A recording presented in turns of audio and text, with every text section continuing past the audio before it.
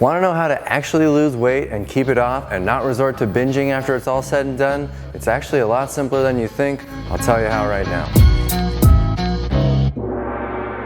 Hey everybody, this is Dylan. Yes, weight loss is actually pretty simple. That doesn't make it easy. Anything that gets great results in life is going to be a bit challenging. And in my opinion, we've made weight loss way too complex. And the reason is because most of the time people that are trying to help you lose weight are also telling you to eat all of the wrong foods, the foods that got you overweight to begin with. 3/4 of our population is now overweight or obese in the USA and probably most of the developing world, frankly. It's gotten really bad. It's gotten really serious. Most people don't want to take drugs their entire life in order to stay well. The doctors tell you that you're going to be sick forever. Take these drugs until the day you die in order to keep your blood pressure, your cholesterol in order, the blood sugar, insulin resistance situation, all of these things that require everyday drugs for the rest of your life. We don't want to be sick. Those drugs come with side effects. They affect our bodies. Plus, the simple need for those drugs means that something is not right. And in many cases, all of the things that we talk about on our channel, the things that are not right could actually be fixed. And we can help you fix the type 2 diabetes or pre-diabetes. We can help you get back to your goal weight. We can help you get off the blood pressure and cholesterol meds. I'm not a doctor, so obviously I'm not recommending that you get off of those drugs without speaking to your doctor and going on a plan like a healthy eating plan, for example, and gradually reducing the dose of some of those medications. It's very much possible, but I'm not the doctor that's going to help you through that. What I can do is help you with the lifestyle changes that are going to get you there. The first #1 concept for weight loss, the key to success, the best way to lose weight is focusing on calorie density. It is not counting points. It's not typing all of your food into Chronometer every day. It's not paying attention to macros and all these other things. It's focusing on calorie density. Let me explain what that is. Maybe you've heard of it. There are a lot of people that are talking about calorie density on the internet now, so you ought to understand exactly what it means without getting too far into the weeds, which is what I see a lot of people doing and thinking that they've got to like make flashcards and learn this challenging mathematical equation to figure out calorie density. I'm sure you'd agree that if you take a bite of salad, you're going to consume fewer calories than if you took the same size bite of nuts. And what you've just experienced is a difference in calorie density. A bite of this is richer than a bite of that. It's very simple. All you've got to do is take as many bites as you can to stay nice and full, physically full and satiated and satisfied, while also eating fewer calories than what you've become used to eating over the decades that have led to your weight problem. So does that mean eat lettuce all day? No, of course not. It just means we need to start reducing the foods that are really high in calorie density. Check out this chart and notice that I have not put the calorie density of each of these different food groups. We eat from these first 3 basic food groups, especially the non-starchy veggies, which give the food lots of flavor and variety and color and texture. Then we eat whole fresh fruit, which is about 3 times more calorie dense than the non-starchy veggies. Then above that is where I get the bulk of my calories, the 3rd food group, which is all of the starches. I don't call them carbohydrates because a lot of people think carbohydrates are also flour products and cookies and pastries and all of the junk food that we associate with carbs. That's why everybody's like, we need to eat fewer carbs. The truth of the matter is we need to eat a lot more carbs, but they need to be in their whole food form, like beans, lentils, red lentils, green lentils, all of that, rice, corn. These are the starches that give us the bulk calories. This is what our body actually operates on,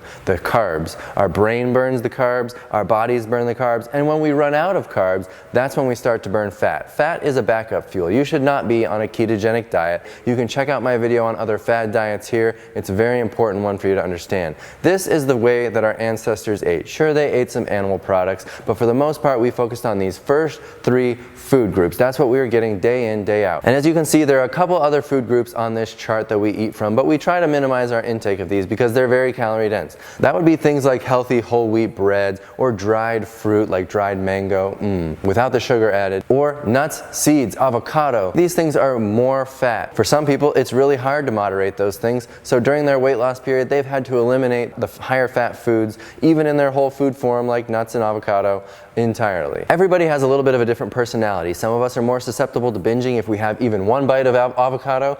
Others can have a little bit and they can moderate, great. But what we can't do is moderate the really rich foods. None of us, not even me. I'm on here making videos for years talking about health. If you put a bag of kettle chips in my pantry, they'll be gone in an hour. I cannot have any of that crap in my house because I'll eat it immediately, and I won't eat it in portions. I'll eat it all in one sitting. And I bet you can relate to that because it's completely normal for human beings. Our ancestors lived in a time when food was very scarce. We ate every last calorie that we could in order to stay alive. Our bodies were designed for that very thing. All you gotta do is eliminate all the garbage, the animal products, all of the rich junk foods, and focus on the food groups that I've outlined on the chart. And check out this cool pyramid that Reeb's made for you that you can screenshot here if you want. It shows how we base our meals. The bulk of our meals are based off starches. This is the most important food group for me. It's gonna keep you full and satisfied all day long. Yes, it takes a little bit of getting used to. Your taste buds are gonna have to adjust to a diet that is not as rich as what you've been used to eating.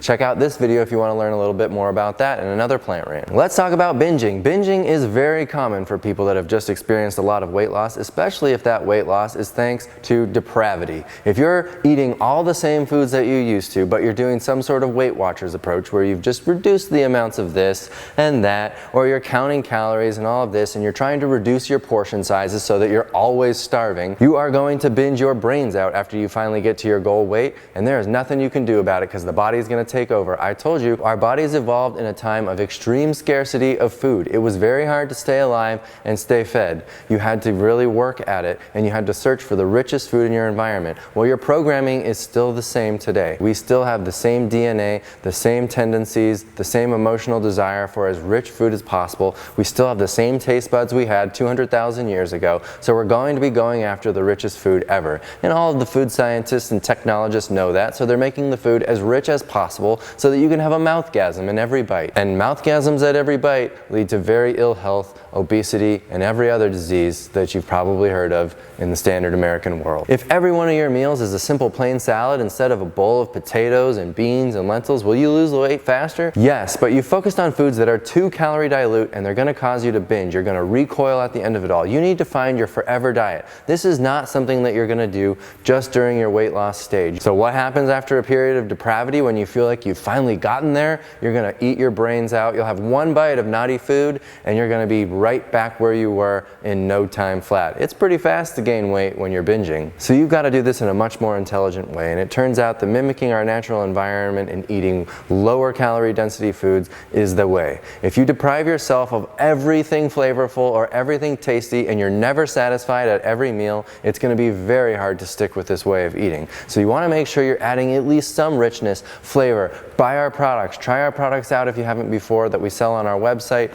We have lots of different food products that help you to stick to this diet. Also, if you're going to eat healthy, you've got to prepare almost all of your own food, and the purpose of our channel is to take the complexity out of the food preparation stage of this and make it really fast and easy to make healthy meals. So watch our recipe videos and you'll find that this is actually something you can stick to. If you're motivated to do something different from what almost everyone you know in your life is doing. Social pressure is a real thing. Watch that video here. You're going to get pressure from everyone you know if you eat this way. It's going to be hard. It's simple, but it's hard. It takes practice and you've got to work through it. You've got to create systems that will get you through this, and eventually it will just be the way that you do things and it won't require so much work. That's where we are now, and it's a great place to be. And there's one concept that I really want you to think about and work at that I've alluded to throughout the video, and that's focusing on the process over the outcome. The outcome for most people would be your goal weight. We all have a goal weight, but we need to stop looking at that as our marker as we go, as our determinant of success. Instead, you want to focus on the process, the actual mechanical movements every day. Instead of saying, I want to be X weight at the end of the month, say during this month, I want 25 days to be correct food eating,